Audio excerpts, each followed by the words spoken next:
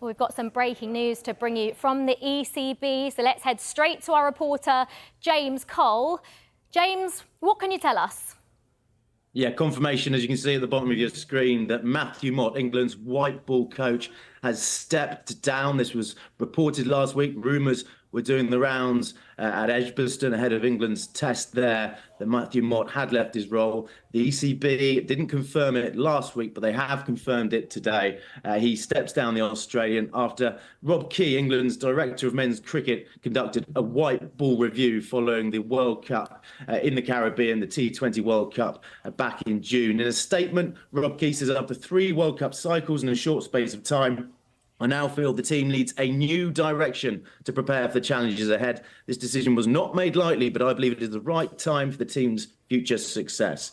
With our focus shifting towards the Champions Trophy early next year and the next cycle of white ball competition, it is crucial that we ensure the team is focused and prepared. As I say, Rob Key undertook this white ball review following the World Cup. The T20 World Cup in the Caribbean, England made the semi-finals. It wasn't an awful campaign. The performances weren't at the standard that we've come to expect from England's white ball team. They beat only one test-playing nation on their way to that semi-final, where they were thrashed by the eventual winners, India. But I think the damage from what was done the previous autumn, that shambolic defence of the 50-over World Cup in India, where England won just 3 out of 9 games. They were beaten by Afghanistan. They didn't make the knockout stages. There was talk of mixed messaging on and off the field. There was a lot going on. And it's fair to say, a shambolic defence of that 50-over World Cup in India. I think that is what did the damage for Mott. It meant that going to the Caribbean, the expectations were really high in terms of England's performance. And although they made the semi-finals, clearly, as Rob Key says, they feel they now need to move in a different direction. Jos Buttler's position was also in question heading to the World Cup in June. He's been given the backing, though, to continue as captain going forward. And Marcus Trescothick, who's coaching with the England Test team at the moment, has now been put in charge temporarily of the white ball side. He'll work with Jos Buttler through the summer because England play Australia in 3 T20s and 5 ODIs in September, and England have bought themselves a bit of time in finding a successor because Trescothick will coach the side through to the end of the summer.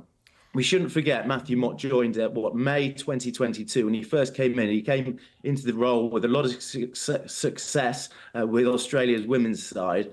And initially, he had huge success with men's side too. Remember, they went within 6 months to Australia and won that T20 World Cup. But since then, as I say, that campaign, that defence of their 50-over World Cup last autumn in India, it's been the undoing for Matthew Mott. And Rob Key and the ECB have confirmed he's left his role.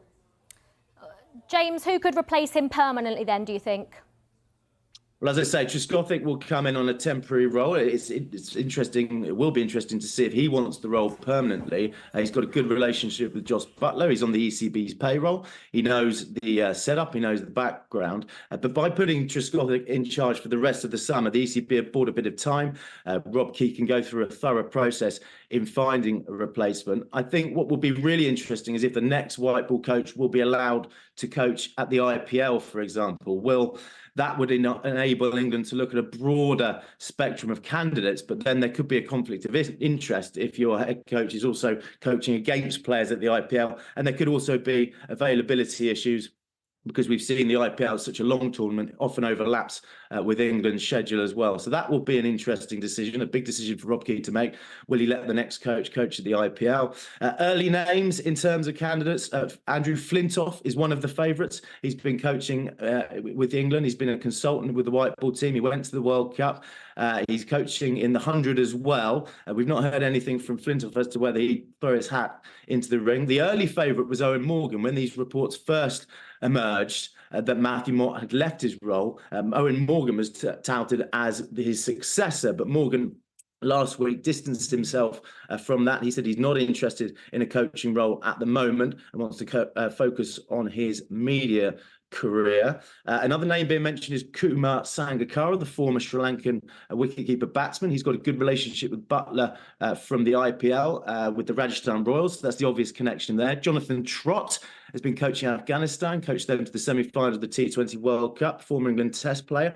He's in the frame too. And then Mike Hussey, the former Australian, he's also been involved with England's white ball setup. Another coach who's coaching the 100 also has coaching experience in the IPL. So there's no shortage of candidates, but England do not need to rush. Rob Key and the ECB can take their time on this. They've bought themselves some time because Marcus Trescothick will take England through this summer and those 5 ODIs and 3 T20s against Australia in September.